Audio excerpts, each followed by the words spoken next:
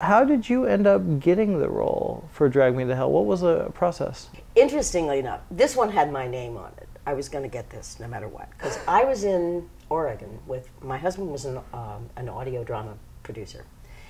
He was working on a project, I was with him, I was recording a book up there.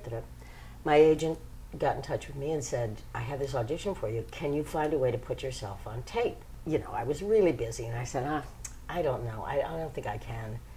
I just kind of blew it off. Got back to town, and my agent called and said, we can still get you in there.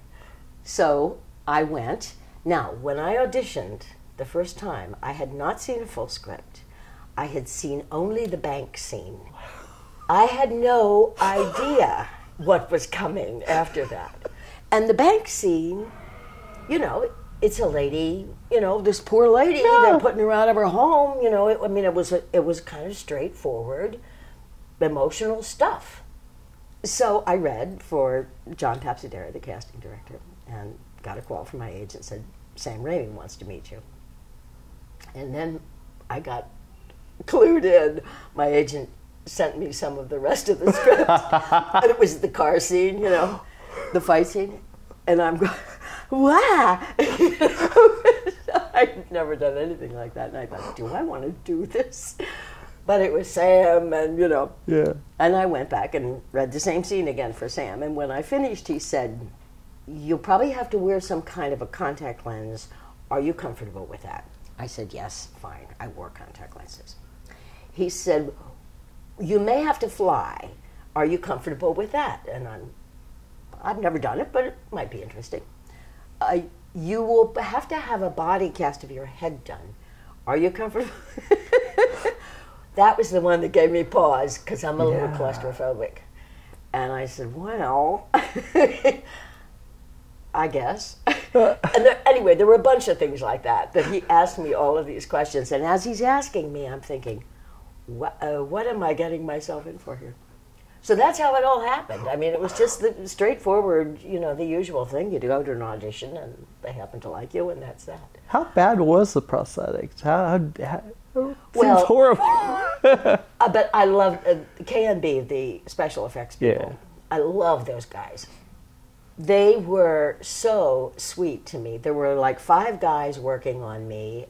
One, I swear, his job was to do this, and you know, he described to me everything that was going on as they were doing it, which was wonderful because it was distracting to me. And about the time when it begins to harden, it begins to get heavy, and it kind of weighed on my chest.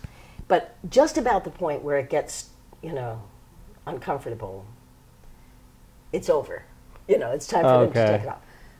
So they had done one with a neutral expression. And when we finished, they said, oh, you were great, you were terrific. Would you want to do another one for us with a scream? With this role in particular, it's not just a stunt work. This is a performance from you. Can you talk about your approach and dealing with all the prosthetics and dealing with this character? Sam was took an entire day, like the day that we shot all the bedroom stuff, because Lorna wasn't there. It was all just me, and so it was really amazing to be actually singly directed by Sam Raimi, because I'm a stunt person, and normally it's just like, hey, tell that girl that she needs to fall down faster or something. You know, that's normally what we hear from the director, not anything very one-on-one. And so what really helped that makeup really helped obviously sell what we were trying to accomplish.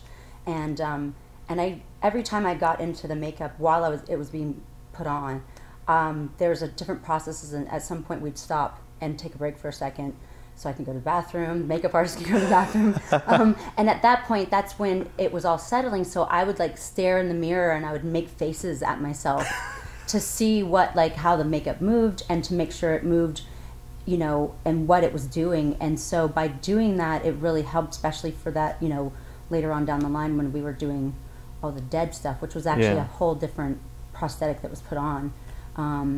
You know, and then as I was getting put in that, like as they're painting it, I'm like in the mirror just making faces at myself, so that whenever Sam would ask me anything particular, like to do something specific with my face, I could make it happen.